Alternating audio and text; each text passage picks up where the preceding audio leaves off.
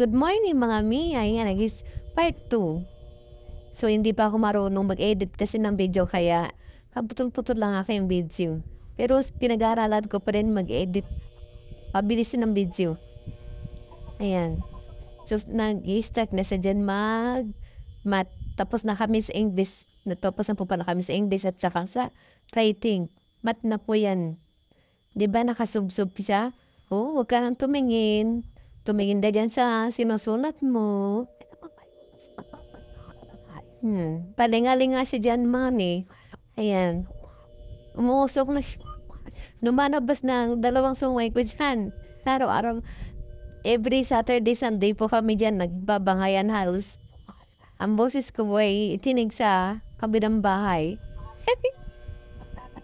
Sino nakakarinig?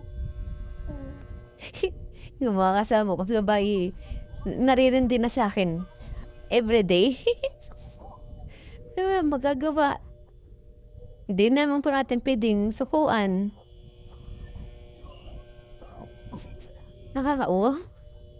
Nagbabangayan na po kami diyan magmaming.